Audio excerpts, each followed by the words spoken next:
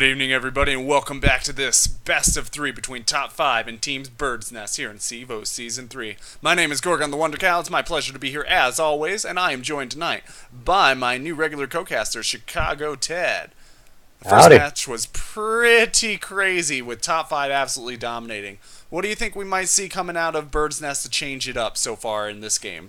Ted, you got any ideas? Well, they lost team fights, so I think they're going to try to go with a little bit more early game prowess this game. Try to shut down the lanes a little bit better, because obviously setting the one guy in the off lane to try to get the kills didn't exactly work out for them. So they want to try to be aggressive early. They want to try to keep the pace in their control and hopefully try to pull out a win. Yeah, absolutely. They don't want to deal with that Lich anymore, and I can't blame them. That Lich being mid, he got 6 or 7 kills just in the first 15, 16 minutes. And kill secures. Yeah, kill secures is probably a good way to put that. He got 6 or 7 quote-unquote kill secures. But his presence in that mid lane really gave Alchemist an edge that he otherwise would not have had. And that Alchemist took Storm to the bank. Absolutely wrecked him. And definitely. I have no doubts that an Alchemist can 1v1 a Storm, but with that Lich there to help him, it just set the deadliness over the top. Absolutely. Yeah. It's much more difficult for a melee hero to take out a Storm by himself than obviously with some support. Storm is one of the weaker mid lane heroes in terms of heroes that are regularly played in the mid lane as far as early game goes. So yeah, it wouldn't be with Acid Spray maxed and Unstable Concoction around for a little bit of help. It would not be unreasonable for an Alchemist to beat a Storm, but it's much more difficult if you're a melee hero than if you're a ranged hero to edge out a Storm. So speaking of early aggression, we got Burson that's going to be picking up a Timbersaw. Timbersaw, that could of course be put into the mid or into the off lane. We still have yet to see. A very, very strong first pick because it doesn't give away anything about your strategy. Timbersaw, all you know out of a Timbersaw is that there'll probably be ganking involved sometime around the 4 to 8 minute mark, you know. Also, any strength heroes will be crying. Yeah, such as a Bristleback. But Pugna. Yeah. You got a spell-intensive hero like Timbersaw. You can't help but wonder if Pugna is going to be able to really do the damage to him. What's interesting about Pugna's Nether Ward and Timbersaw is if Timbersaw is Chakram out, it will continue. Nether Ward will continue to damage him as long as it's out. Second after second after second. It's not the cast cost that hits Timbersaw. It's every cost after that as well. Pugna and Bristleback implying a push strategy coming out of top 5. Bristleback with the Quills able to knock down waves pretty quickly. And of course, Nether Blast, one of the best pushing spells in the game. Possibly the best pushing spell in the game. So just a quick note, though, that Bristleback is all physical damage, and Pugna kind of messes with physical damage a little bit. So it could be a little bit of a misalignment between the two heroes, but they both do damage individually pretty well, so we'll just have to wait and see how they stack up with each other. Yeah, the one problem that, you do sometimes run into problems with Decrepify with physical damage or with DPS heroes, but the nice thing is that Bristleback will be able to layer down some snots while Decrepify is up, which should allow them to be able to secure kills. From a Decrepify snot, you get a couple stacks of snot, and then basically the hero can't move anyway. At that point in time, Bristleback can stack up some quills. So definitely. Should be doable. Slark being banned out by Bird's Nest once again. Yeah, but Mirana's going to get picked up, so another really mana-intensive hero, spell-intensive hero going up against this Pugna. I don't think they're going to let the Pugna pick phase them out from what their strategy is going to be. And when you pick up a Mirana, that almost screams early game aggression. So I wouldn't be surprised to see a Shadow Demon or a Rubik or a Bane pickup coming out in the next few minutes. Is you really want to stack up, get those Mirana arrows out, and get those kills. Yeah, top 5 really needs to ban out a Crystal Maiden, in my opinion, here as well. A lot of mana-intensive heroes coming out of Bird's Nest. Already we see early game mana pools that sometimes have a little bit of trouble staying up, and a Crystal Maiden will immediately solve those problems. Not only that, but the slow and the stun that come out in the laning phase really provide a lot of value to Bird's Nest in this particular situation. Yeah, and it'll start to counterbalance that Nether Ward proximity mana drain a little bit. So a Crystal Maiden definitely would help Bird's Nest lineup. Bird's Nest picking 2 heroes that traditionally can take an off lane. So once again, I've seen Mirana as a carry role. Oh also. Yeah, no, she does aggressive tri-lane carry extremely well. She can go mid. Mid is a little harder to land your arrows, but if you focus a little bit on the Starstorm, her ability to farm and harass in mid is undervalued, I think. And then, of course, she can take a farming carry role. She can take a support role if she really needs to.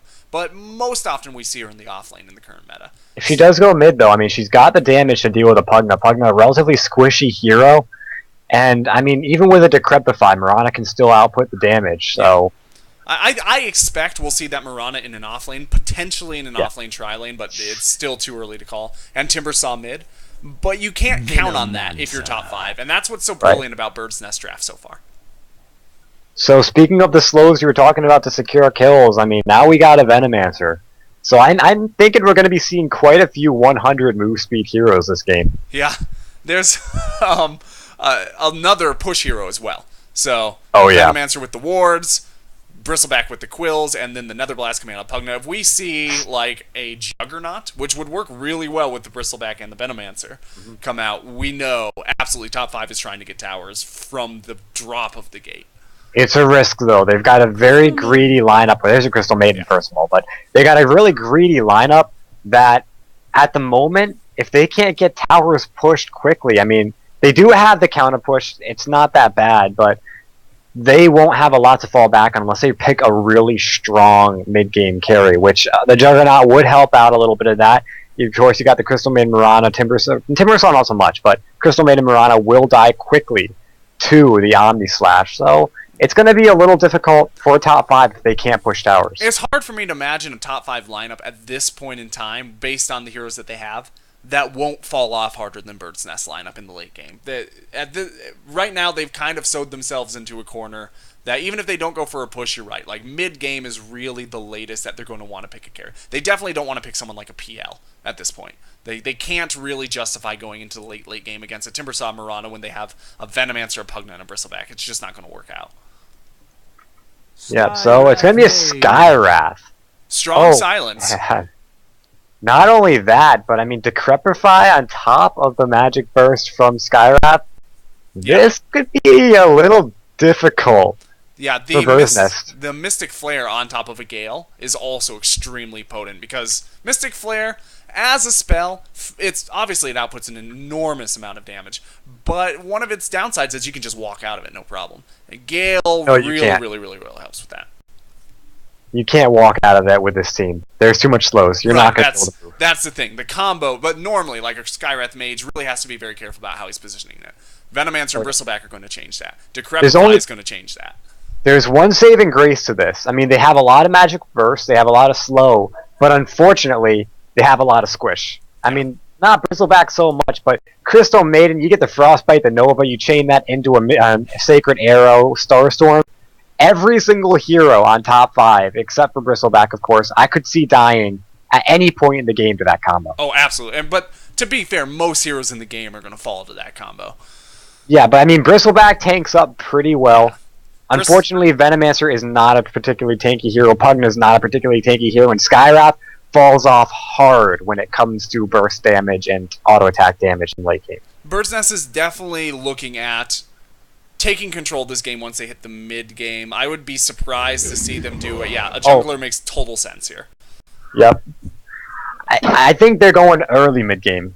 They want to take it. Crystal Maiden, huge mid-game support. Yeah. Mirana, huge damage in the early game. I meant early game support. Mirana's huge damage in the early game. Timbersaw, if he can get the space to farm up that Bloodstone, and get the kill potential to farm up that Bloodstone, get a couple kills set up by the Crystal Maiden Mirana combo, gets that Bloodstone early, he's going to be difficult to deal with. And then you got to worry about the Enigma at every single second of the game. Yeah, basically, I think the word go for this Bird's Nest lineup is going to be the Blink Dagger on Enigma. That's probably going to be the point in time when they decide to move in. Enigma, a very, very good pick against Top 5's lineup. Because you can look at Top 5's lineup and know Top 5 is going to be 5-manning most of this game. Yep. They're going to be pushing down towers, and Black Hole is so potent against a team that is dependent on that 5-man.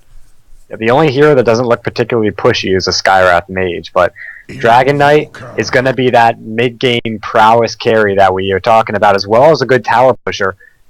Invoker pickup by Bird's Nest. This should be an exciting game. Always love to watch an Invoker play. Invoker is played with a slightly different style by every player who plays him because of his versatility.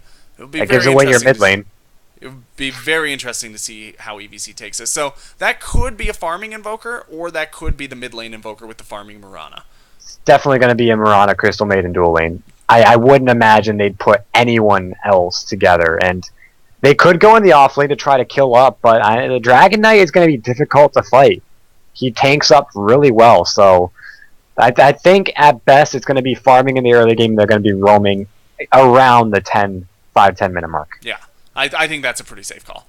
So, moving into this game, just want to let everybody in Dota TV who is jumping in right now know, my name is Gorgon the Wonder Cow. I'm casting here with Chicago Ted. This is a CEVO Season 3 match between Team Bird's Nest and Top 5. Top 5 have the advantage of this best of 3. They have one match so far.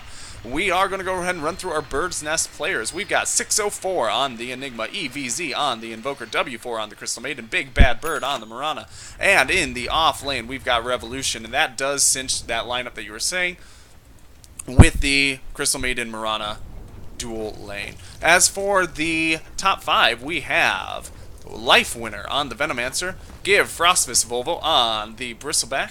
We have Fight, Fight, Fight with me on the mid Dragon Knight, and we've got Shanks playing the Skywrath Mage, Fly playing the Pugna. This 2-1-2, that's an interesting call coming out of top 5, considering a 2-1-2 is normally more of a mid-game strategy. You don't usually push very hard out of a 2-1-2. I think the best situation for Bird's Nest would be to see what is going on here, and then move the Mirana as well as the Crystal Maiden into this off lane. You've got the Pugna as well as the Skywrath Mage are going to be easy targets for your combo, whereas Bristleback and Venomancer might be a little risky. So I would imagine they might be switching up lanes in the coming couple of minutes and send the Timbersaw in the safe lane, but for the time being, it's up to them. Yeah, it's always tricky to make that call, because the amount of experience that you lose, or gold, either way, rotating an early game carry off into another lane is, I mean, it's a deterrent for sure. We will see. I agree that they would be better off doing a 2-on-2 against the Skywrath and the Pugna, but at this point in time, I don't know if it would be worth their rotation. We'll have to see how their execution goes in the early part of the game before it's really worth making that call one way or the other. Taking a look at Crystal Maiden's staff right now, the stash staff, it looks like pretty awesome looking, if you ask me. Throwing down the slow on the already hasted Venomancer. Just a little bit of cheeky harass. It's good damage. Yeah. And of course, there's no reason not to. She'll have that mana back up pretty shortly. And but I'm surprised, though. She's not going for Frostbite, which means they're not going to get the arrow combo off as soon as they'd hope. I don't know if this team was looking for a level 1 kill anyway. Remember, Big Bad Bird, or excuse me, remember Team Bird's Nest is looking at more of a mid-game strategy. I mean, obviously getting the early game kills is nice, but securing the farm is more important for them at this moment, because they know they're going to be going up against a lot of push later on. He must have some bigger reason, though, to pick up the Crystal Nova on top or instead of the Frostbite. I mean, Frostbite allows you to get kills in the jungle if you need to. It sets up things pretty well. It keeps a unit in place for a long amount of time. I'm not seeing why level up Crystal Nova first. I think it's a defensive pull. They're just trying to prevent Big Bad Bird from taking damage. The attack slow and the movement slow that comes out of the Crystal Nova makes it a more defensive spell. And since Crystal Maiden probably won't be going to the jungle because there's an Enigma there, the extra jungle power that comes out of the Frostbite is not quite as potent in this particular lineup. I don't necessarily know that it's the right call, but I think that that's the motivation behind it. I think you're spot on with that one. Revolution's taking a lot of damage in the top lane from these Nether Blasts. This could be an issue for him as he relies on having a good HP pool to be able to turn fights around. Yeah. Brilliant pickup by him, by the way. Picking up the magic stick in reaction to that. He's going to go ahead and try to sap some XP from the jungle. We do see Skywrath is aware that he's here and is going to come over and do a little bit of damage. The Whirling Blades coming out. Whirling Blades recently had a bug fix as well.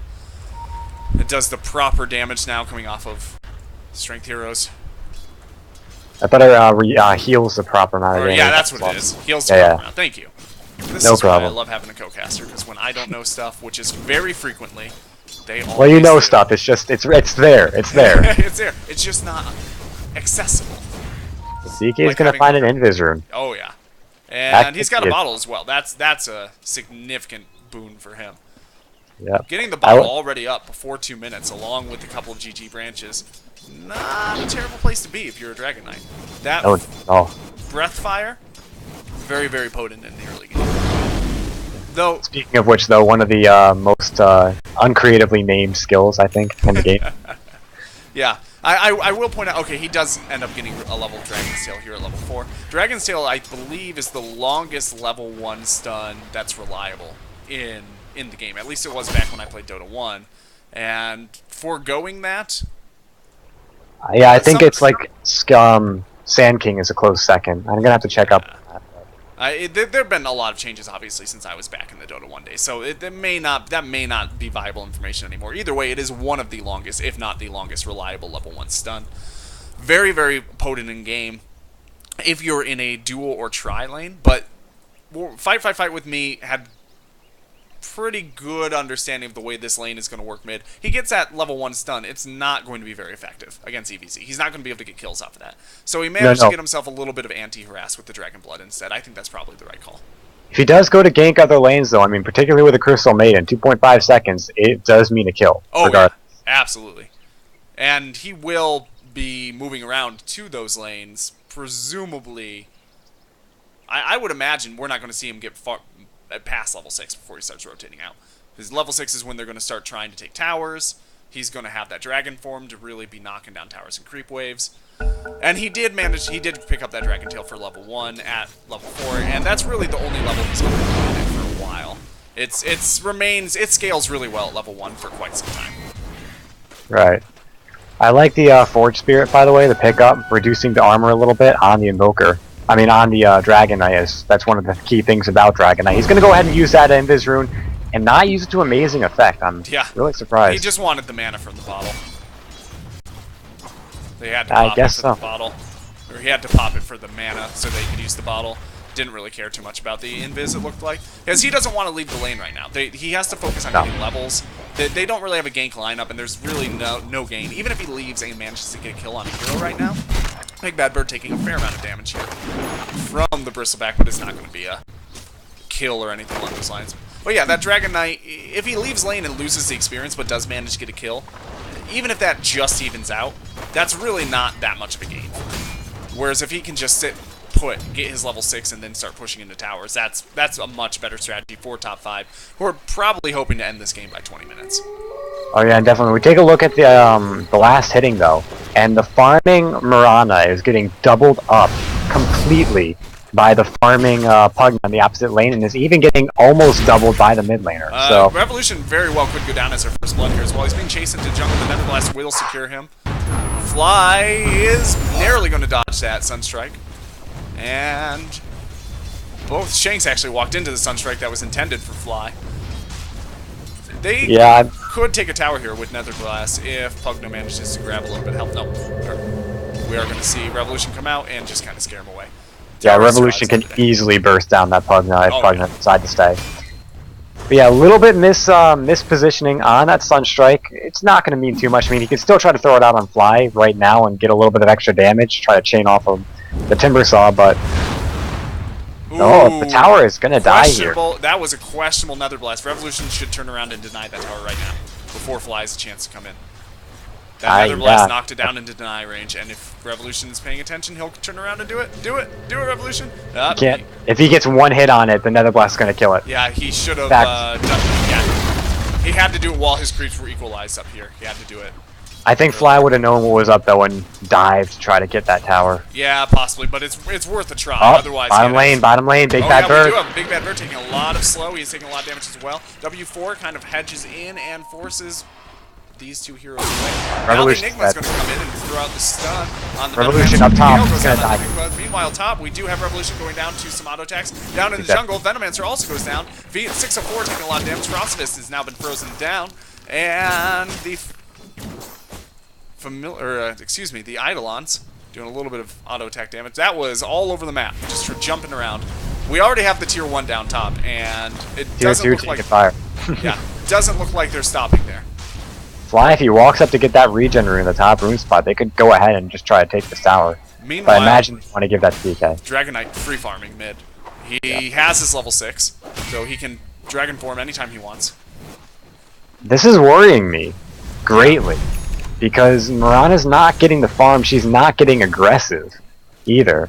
Yeah. They haven't gotten a kill with that arrow combo just yet. And Enigma is rushing a mechanism instead of a blink dagger as well, which normally wouldn't be a huge deal, except they absolutely need that initiation out of the black hole to deal with this 5-man. They cannot pass that up. Right, they're going fighting build, and right now they need to go ganking, get kills build. Yeah, they just need the reinitiation. Like, a mechanism's great for sustaining a fight, but is not very great for turning the tide of a fight in terms of allowing your team to move around and get into a position where they're actually capable of carrying a fight through. Right, but I mean, of course, there is something to be said about black holing in the middle of a fight, popping the mech so that everyone's good health on your team and everyone's bad health on theirs, but at the moment, they need to get in position to get that black hole to guarantee that it catches out their team. Oh, there's a very nice combo coming out of the Dragon Knight in the mid lane. The Sunstrike goes down. There's going to be the Ice Path, and he goes down without a chance. There's a kill for the Mirana. That will help with her net worth. She is on the bottom 50th percentile. She's below the jungling Enigma, actually, right now in terms of net worth. The top three are all dire. I mean, the Bristleback is getting more farm here, and that's startling. Yeah. 3 of the top 4 in terms of last hits denies are going to be on top 5, and the other one is jungle creeps, so they're not actually, it's deceptive. All of the top 3 in terms of net worth are top 5 as well. Right. So it's going to be a Vanguard pickup by the Bristleback. He's going to be near unkillable from the Mirana. Like, Mirana's auto attacks won't be enough to stop him. There is a lot of magical bursts, which the Vanguard doesn't particularly do well against, but we can see already how much damage he's just soaking up from the Enigma and not even shrugging. That Vanguard is going to end up having been a really great situational pickup if he does exactly what he's doing right now. If he's top fly, Pop. He's going to go down here. Pugna does go down. They stunned him out with a gray arrow, and then they were able to chain everything off on that. It was a very nice arrow coming from Mirana. Just, we actually are going to see reinitiation on the mid. The arrow narrowly dodged by Dragon Knight. Very, very nice dodge. And now Shang's taking a little bit of damage. Big Bad Bird is changing targets. There's going to be the stun out on 6 and 4, followed by the Breath of Fire. There is just not that much damage, though. Nope, it's not a black hole. No, yeah, there is a black hole if they want it. Soul Ring up to get that, but looks like they're just not going to go for the initiation. He needs 20 more mana, though I guess he's got the Soul Ring. Yeah, no, that's right. Yeah, he's got the Soul Ring. And he's got it right now anyway, so... Yeah. Yeah, they're just going to kind of dissipate on this fight. I don't think Bird's Nest is really that interested in fighting if they don't have to. Top 5... And he's going to find Enigma. Yeah, he's actually going to be ground on. There's a very nice stun. And that's going to be... Yeah, Sunstrike does a little bit of damage to Dragon Knight, but that's about it. The annoyance of that Malthus. I applaud his... Oh, W4. Showing his location. Didn't have to do that. Pugna dropped this here. Fly is going to go down, but his ward doing good damage to the rest of the team, or his opponent's team. Crystal Maiden popped the freezing field there and lost all of her health. That's going to be it for the Bristleback as well. Yeah, I'm not sure why Crystal Maiden, maybe she didn't realize that the Mirana ult had gone off. She totally gave away her position down there for nothing but a small amount of nuke on 2 heroes. She still could have lived though, but then she popped the freezing field. And imagine how well that fight would have gone if she was hidden down here. They didn't know she was there because they were looking, and they didn't see her. And then she popped out with a frostbite or something to set up an arrow on this tower. That could have been a reinitiation of epic proportion, but instead she kind of jumped the gun just a little bit, and top 5 taking serious advantage of that. I don't think we give them enough credit though. They did turn around 2 kills. Yeah. So they did take a 2-for-2 engagement, and they lost a jungler, okay, sort of. They lost a Crystal Maiden, fine, but they were able to take out the Bristleback, if I remember correctly, and the Pugna, who are 2 of the top net worths. Definitely on the game. So that was definitely a trade that was worth making for person, and it was well played, all things considered. That one little play just kind of stuck out to me though. It looks like we have calls for your overlay. Do you have that? Oh, jeez. You know what? Yeah, my overlay. Sorry to everybody in the stream. I don't think it's a problem. I think everyone will forgive you for that one. It's while we're paused, I just want to see if my hotkeys are working. They are not. That's why. Okay. That one makes I will fix it after this match if we go to a match 3.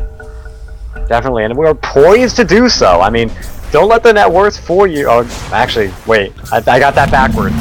It looks like don't let the kill score fool you because the net worths are still showing top 5 in a commanding position in this game. Yeah. And the top 5 should be in a commanding position all the way through the 15 to 25 minute mark. It's hard to tell exactly where they'll start to drop off, but if they don't have commanding control, right around, I'd say the 20-minute mark is around the average of where you see a push team like this.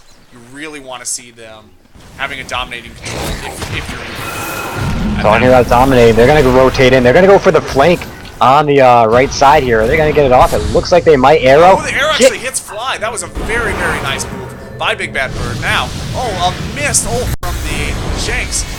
6 of 4 taking too much damage. He tried to throw the black hole, but the Netherward killed him before it went off. Big Bad Bird taking a lot of damage as well. Big Bad Bird's going to go down. W4 on top of block. EVZ taking a lot of damage. W4 is going to go down, and now this is not going to be canceled TV. Big Bad Bird's actually going to come in. There's no Gale coming out of them. There's going to be the mechanism. I don't know what Big Bad Bird was thinking jumping into all of them like that. That was a Team White +1. And all they got was a Skywrath in return. That was, I think, if anything, Mirana tried to cancel and just barely missed it. I don't know. Yeah. Oh, hey, it looks like there might be a little bug where health bars are shifted over on dead heroes. Oh, I'm not seeing that at all. You don't see a little black space to the left of the health bar? No. On a dead hero? No. Huh. That might be a bug for me then. Yeah, I'm Anyway, sure. not important. Like I said, there are all sorts of little lovely bugs that come in Dota that make the game endearing. Like earlier when my mic wasn't working because if you so much as look at the open mic thing, but don't actually assure it, yes, I still want you to be open mic, it closes on you. That annoys me to no end. As a caster, sometimes, you know, people in Dota TV would like to hear me speak. But anyway, moving in, we do see some people, maybe not you, Chicago Tag, but some people. Few people. Well, I'm sorry.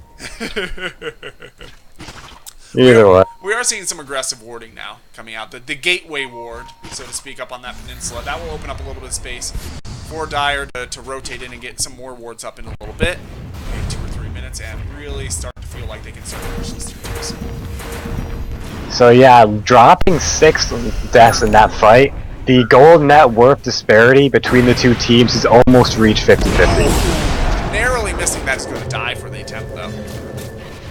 And it's not going to give him too much, though, unfortunately. Yeah, honestly, the deny attempt was not worth the almost certain death that was going to occur there. They knew he was there. He knew they knew he was there because they tried to hit him with a Mirana arrow.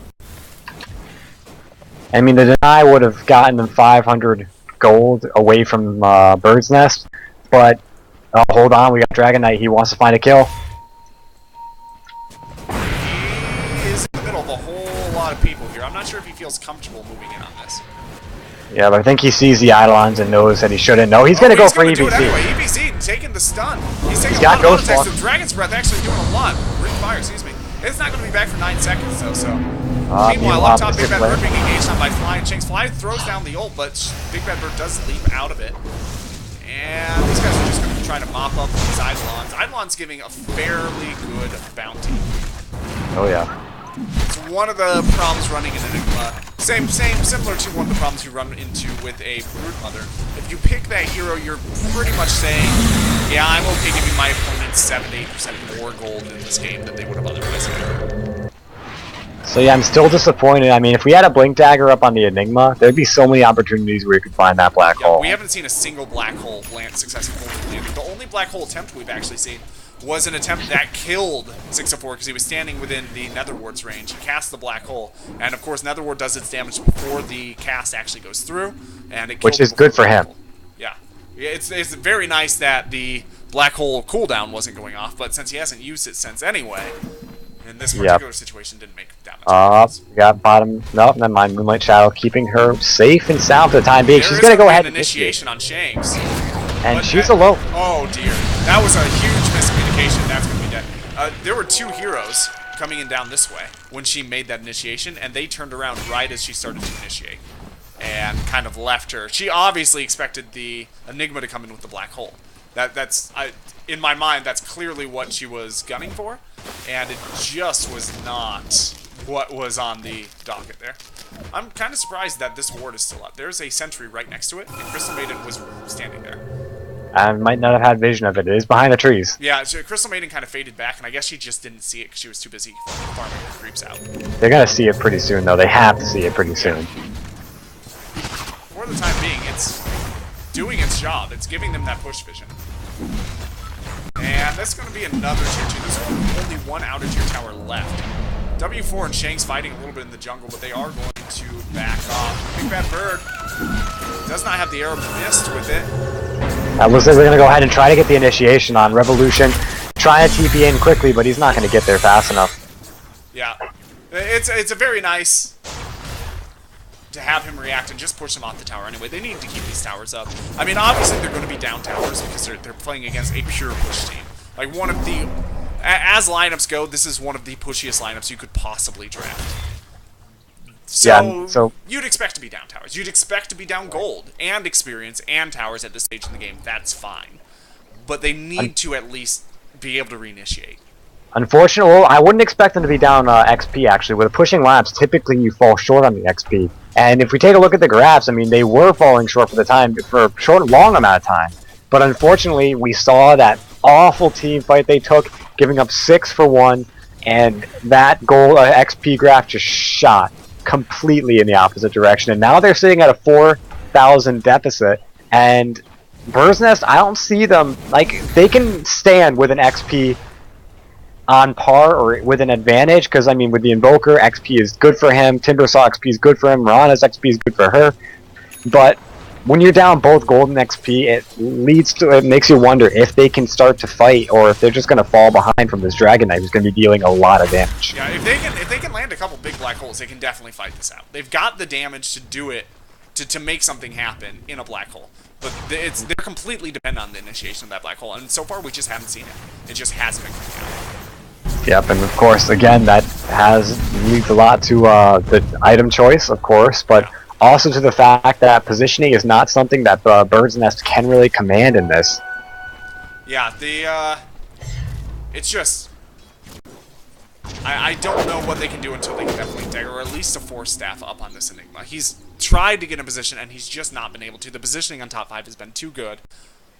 And they have a ton of lockdown on top of that. Right. I mean, if they can see him coming, there's Silence, there's Dragon Tail. There's too much for him to just knock it off, and it looks like Big Bad Bird's going to get spotted out. Big Bad Bird is going to be caught out here, and a lot of slow, a lot of damage. Too much going out for me to even call out. Meanwhile, fight with me, just knocking down a tower. No trouble at all. TP reaction potentially coming in. That was him actually TPing out. Yeah, there was no way they were defending that. Now they have to defend their tier 3s. If they lose tier 3s, if they lose racks at this point in the game, it is over. And that's the objective of pushing lineups. Yeah. And we're at about 1850. Top 5 has a really, really significant advantage. They're almost at 10,000 gold. They're at about 5,000 XP. At 19 minutes, if they are looking pretty to secure this in that time range that we were talking about, that 15 to 25 minute time range, that's where they want to do it. No trouble. Enigma actually scouting out with some illusions. Nice play. Just general support play that you see. You think, yeah, that's pretty smart. Making sure that they're not roaching with that illusion instead of just jumping with it or something. So yeah, it looks like Revolution's trying to get close to his Bloodstone. He's finished his Soul Booster, but the Venomancer has the Midas. Don't know how long he's had it, probably for a long time, but that's worrying, because the supports are now going to farm up, get a lot of XP, and they're going to stay ahead. And we take a look at the golden XP, the net worth chart, and Venomancer he's ahead of everyone on Bird's Nest. And yeah, it looks like Venomancer is actually going to be potentially even building as a semi-carry. Maxing Poison Sting first usually implies to me that he's looking to maybe secure a couple kills for himself. That you don't, in this meta, see Venomancer do very often, but he is a surprisingly potent semi-carry. Big Bird almost having a lot of trouble, but Dragon Knight, what is it? Fight. Is going to come off here in the bottom lane, off the Moonlight Shadow. Revolution is trying to come in. W4 taking a lot of damage. There's going to be slow on W4. Meanwhile, Pugna has been thrown up into the Cyclone and has been hit by the Sunstrike. Life Winner does go down to the Chakram. There's going to be the Nether Blast, followed by The Poison Nova. Crystal Maiden goes down to the Nether Ward. Pugna is wrecking this team fight. There's another Nether Blast. 604 taking a lot of damage. And one more auto attack coming out. Crystalback coming up behind, managing to secure that. Big Bad Bird now being forced to turn around. He's going to try to lead through these trees. Is he going to get close enough to make the lead? He is. Crystalback wants to go around, but he's been trapped in by the creeps and not going to be able to. Big Bad Bird probably is not going to be able to stave off this attempt. The stun managing to hit a creep. And this is going to be another tower drop. So Miranda keeping it back, good for her. If there was ever a time when you get a solo black hole just on one hero, that would be the time. Yeah. For the longest time in that match, he had enough health to justify dropping the black hole despite the Nether Ward. But oh, wow, a gem. happened. For those Moonlight Shadows, presumably, this has been picked up by EBZ. Dragon Knight just kind of off on his own and is punished for his hubris. This So, is gonna be Sean, probably. Yeah, definitely. Going back to what I was saying, though, Yeah. I mean, he definitely could have gotten that in the Pugna, and that would have been a kill in the Pugna. Instead, Pugna turned around and got, what was it, a triple kill? I think he got 2 kills, but honestly, he secured 4 of them. Yeah. Like, So, I think Enigma's trying to be a little bit too he's too choosy. amazing with that black hole. You just got to throw it out in times like that. I mean, it's really, the question of the matter is using it to ill effect better than not using it at all? And the answer is yes. I mean, honestly, we haven't seen the black hole cast at all. He would have been better off going up to creep camps and casting that black hole than he is just not using it. Like, not having a skill that's just completely being wasted potential is never good. And here is the Roshan attempt that we call out. Honestly, the Roshan should have an idea that this is coming. And Enigma had been scouting this out earlier, so they probably do have an idea of this. I don't know if there's a whole lot that they can do. Yeah, plenty of damage, plenty of armor reduction. It is only a matter of time. And Yeah. there it is. It goes to Dragon Knight, and if you can't kill him once, how do you expect to kill him twice? Even with the black hole coming out, if they can't kill Dragon Knight, if they can't kill anyone, then they have no hope of winning, even with that black hole coming down. So that's going to be the finish. Bloodstone onto the Timbersaw, a little bit of a saving grace, but they need to get kills on top of that, or else the Bloodstone becomes not useful. And there we go. Finally, the coup de grace of Enigma, the Blink Dagger, has finally come on. Now we might see the blink. This is the point in time to use it. Get in there. Is he going to be? Can't hesitate. He has. Here's the trouble with this. He absolutely has to get both the Dragon Knight and the Sky Red Mage. Otherwise, it's going to be a waste of black hole. So if those two stay kind of far apart, it's still going to be no game. He also has to be careful not to get hit by a Plague Ward.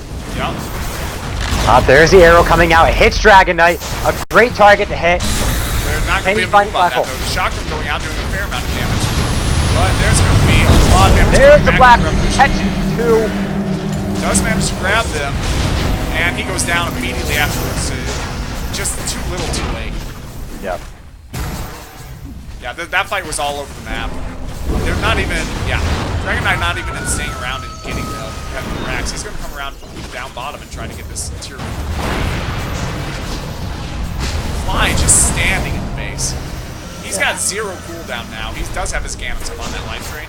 He's basically just standing by the tower and life draining anybody who walks there, forcing the Bird's Nest back. They can't stand that life drain because Fly is so over-leveled here. Level 15, the highest level on Bird's Nest is 13. Crystal Maiden trying to use TP as a makeshift Blink Dagger. Can they get a kill here? It doesn't look like there is a Poison Nova that hit on everyone. And they're just at low health, but they're still fighting. They're going to get the kill on the Timbersaw. Fly takes an arrow. Great meatball, but still not doing the damage it needs to do. Still an Aegis out on the Dragon Knight, who could fall to the death Midnight Pulse. No, will stay alive. Honestly, he might even just kill himself. Don't do it, Dragon Knight. You have so much to live for. And that was kind of a weird place to put that as well. Hey, when you got it, throw it out. Arrow to Fly. Can it kill the Dragon Knight? Can't. Dragon Knight is going to go down here, presumably. Is he? Maybe. Maybe not. Jeez. There we go. He's got so much regen. Yep, he's down. Yeah, there we go. And the Aegis is popped. They could probably find the second kill on him. His whole team kind of left him out to dry there. They could have taken this fight. Yep, the arrow did miss, but that's just fine. He can't go anywhere with shotgun there. Unfortunately, though, the Venomancer finds little minions of his own that aren't little banana warts. He gets a whole Necronomicon, level 3, ready to roll. And there's not much more I can say about that. It's just showing how much gold that top 5 has at the moment. Oh yeah, this is over 20,000 in gold in favor of top 5 at 26 minutes. One bear racks, a whole rack's down. At this point in time, it's really hard to see how Bird's Nest could possibly turn this around. They do have a better late game if they turtled out indefinitely, but at this stage, just to catch up, they'd have to turtle out for 20 to 30 minutes in this stance and not lose any more ground. And that's very hard to imagine. They're going to have to play essentially perfectly, including perfect black holes. They really have to watch those nether wards that have been ripping them apart. It's a really rough road for them if they want to keep themselves in this best of 3 at this stage. Right. So, I mean... This arrow does go on the There's going to be another additional stun coming out of the Enigma. But Bristleback, honestly, is just going to be able to take this out. Yeah. He's actually going to... There's a third hero here now. He's just going to turn around and kill him. You see the meatball coming down, doing pretty good damage. And now the stun, he stayed maybe just a little too long. And he will go down. Finally, Mirana taking that kill. Thanks to 844 gold. That's a pretty decent little pickup from Mirana. Yeah. It cost him an Invoker in a 3-on-1, but they did manage to kill the Bristleback, which that's a trade they're willing to make in order to get the boon, the extra gold that comes out of killing off that killing spree. 800 gold, nothing to snub your nose at. So I'm taking a look at times right now. Enigma Cat has Blink Dagger 20 to 25 minutes, right? Okay. Has a very low win percentage when getting it that late. Oh, yeah. Very low. I mean, it's incredible. There's like almost no wins at that point. One win when they got it that late. And Dota 2 history. In high-level professional Dota? Yeah, that's pro play. Yeah, that's pro play. And that's in every single patch. That's in history. Yeah, it's... You just don't usually see an Enigma bother to go for it that late. If you do the Enigma mechanism, it's usually just straight push. And since Bird's Nest does not have a push team, and Top 5 does, the mechanism does not make a lot of sense. So a lot of action happens. It's a lot of action, but it doesn't feel like it's just a lot of skirmishing. And this is going to be another set of racks. Bird's Nest, there's nothing they can do there. Constantly, that Revolution will go down. There's a black hole, the second one we've seen. Catching 4. It's perfect. Unfortunately, it's not long enough. Black hole chained perfectly with the freezing field. Does manage to take out 3 heroes and do good damage to the last 2, but that's way late in this game to be making that combo. They needed that at the very least 10 minutes ago. Oh yeah, if they had that at, say, 9 minutes into the game, this would be a totally different story, but this stage of the game is just not enough. Yep. So, full team wipe, and I imagine the GG is going to fly. There they go. Not too long well to game. Played out of top 5. Yep. They drafted a strategy. They stuck to the strategy. Even though it was predictable, very alliance-y style move they made. They drafted something, you knew exactly what they were going to do the entire time, but you just still couldn't stop it. Yep, great execution coming up from them. Bird's Nest, they had the lineup, they had the early aggressive potential, but they just weren't able to follow it up. Their kills at the 10-minute mark were very, I don't want to say pitiful, but just weren't what they needed to snowball into this game, and unfortunately, that just cost them the game. Yeah, they also did not take quite proper advantage of the counter push that they had out of the Mirana, out of the Timbersaw. They should have been trying to nuke down creep waves a lot more than they were, and focusing on keeping those pushes from being quite as potent as they were. But whatever the case, they played most of the game fairly well. They just didn't quite have the positioning, and they didn't get those black holes out like they needed, and their entire linchpin, the tour de force of their lineup, was going to be those 4-man black holes, and they just could not get those landed. Yep. Well, anyway, this has been a CEVO Season 3 match. My name is Gorgon the Wonder Cow. You can catch me over at twitch.tv/GotCow, GOTCOW. And, of course, you can catch me on Twitter at GotCowDota. I do casting for CEVO. I do casting for Sticky Flame. Sometimes I'm over on Sunday Evening Cup Series. You can catch me all over the place. Please do make sure you stop by. Say hello. Always happy to check out the fans. And it has been my pleasure to do my inaugural cast with Chicago Ted, who will, I believe, in the future be my standard co-caster here for the CEVO Season 3 series. Chicago Ted, why don't you go ahead and tell them where they can find you, as well as I'm sure they're all excited to go. And well, if you want to catch my personal Twitch page, it's twitch.tv/Chicago__Ted. Or if you want to follow me on Twitter, head over to at TedCass to catch all my updates there. Is that all one word, Ted Cass? That is all one word. All right, guys. Thanks for stopping in and watching the CEVO match. You can, of course, pick up CEVO tickets in the Dota 2 store. I believe they're $1.99. There's still plenty of good Dota ahead of you for Season 3. Make sure you do consider stopping by and supporting your local esport. And make sure you stop by and follow the Dota 2 CEVO channel at twitch.tv/PlayCEVO1. We do, of course, also run Battlefield 4, Call of Duty, there is going to be Call of Duty Ghosts. There's also CSGO. And what other games do we have going? I don't know. I don't cast any of those games, so I don't know off the top of my head every single game we cast. But you can catch everything over at CEVO.com, where you can get tips, tricks, and all sorts of esports news and matches. So once again, thanks for tuning in. My name's Gorgon the Wonder Cow. I've been here with Chicago Ted, and